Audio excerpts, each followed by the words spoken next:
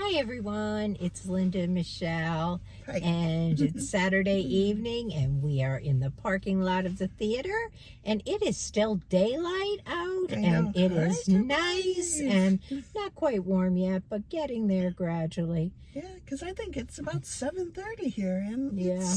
the sun is still out. Yeah, 7:45 actually. Yeah, I love it. It is nice. Yeah. Summer's coming. That's what it means. But we saw a movie tonight we actually saw two today. Please go watch our review for the other one. But the second one we saw was called The Ministry of Ungentlemanly Warfare. And it was a movie based on World War II. And it's a true story. Yes. And it just came out when they released the secret documents. Is that what they're called? Yeah, classified. They declassified it in 2016. Yeah, so this is a relatively new. That's when this story, I guess, became public. But the story was very interesting. It was as to what this band of 5 gentlemen were, ungentlemen, you might say, were asked by, what's his name? Winston Churchill to do. He backed them up, but nobody else knew about it. And it was to help the United States be able to send stuff, men, ships, goods across the Atlantic because they were being blocked by the U-boats, the German U-boats.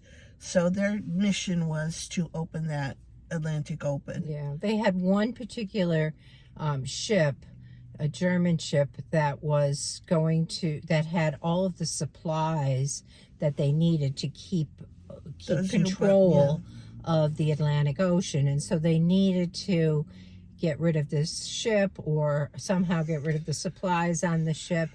And it was a mission assigned to just a handful of people, 5 gentlemen, a woman, and another man that assisted. And this was how they went about it. It was a lot of shooting. Yeah, that was the one thing. An awful lot of shooting. Mm-hmm. And blowing up things. They blew up things. But the movie is directed by Guy Ritchie, if that gives you any indication, because most of his movies are pretty violent. Yeah, there's a lot going on. I did like the story. I did like how it was put on together, but the shooting part was a real hard part for me. Because I don't know if it was all necessary. Maybe it all happened, but I don't know. It just seemed like it went on and on in parts for a while. But I don't know. I struggled a little bit with knowing who was a good guy and who was a bad guy. Yeah. There was just so many different people that just kept appearing, and I kind of didn't know who was who and what was going on. In the end, it always comes together. I mean, in the end, you can figure it out. But it just, I don't know. I like Michelle said, it was a great story. And it's unbelievable what these guys accomplished as a secret mission. I mean, it was they had no support. At the end, maybe I shouldn't give too much away, but even the British command didn't really know that this was happening. At the end, I guess at some point people were told, but I think it might have taken a while for that to occur. But I mean, even the ship that came out to get them, they just said, "You're all going to the, what's it called? To the brig." The brig, yeah. So because they weren't aware of what was happening. And at the end, they flash up their real pictures and you know what what And they were happened all, with yeah, them and and things.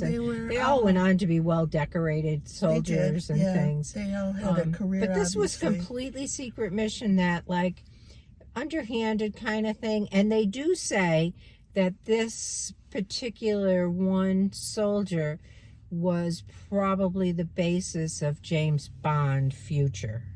Like, he kind of was what James Bond was based on going forward after this mission. So that was kind of interesting too. Yeah, the books that Ian Fleming wrote, he pulled out one of these characters. And I don't know which one it was. Do you? No, because I really don't know who was who there. Yeah, it was hard to say who actually was totally in charge. Yeah, I really, it wasn't one of my favorite movies by any means. But again, the story is really interesting. If you like war movies, you'll probably love this.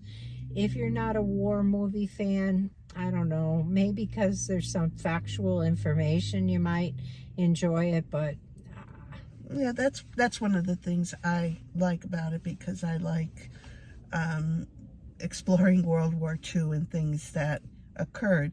So in that vein, I found it very interesting and I liked it. But like I said before, the shooting part was a little, and a lot of it was just like shoot 'em dead, but not always. I mean, sometimes there was a lot of blood and guts. Yeah, they were just out this there. is not, I mean, there's times that I couldn't watch, so but how would you rate it?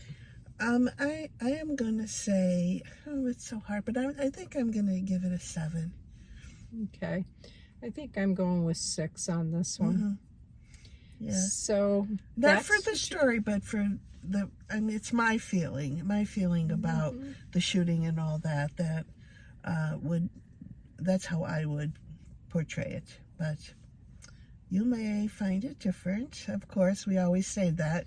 These are our opinions. Please go watch our Sasquatch review that was just previously done. All right. Let us know what you think of that movie. I'm just curious how long that one's going to stay in the theater. I don't know. There were only 4 of us in the whole theater today. So, I don't know. We'll have to wait and see how long it stays around here. But anyway.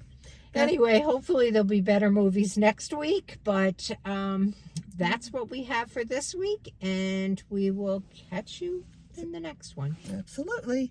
Good night. Have a good week.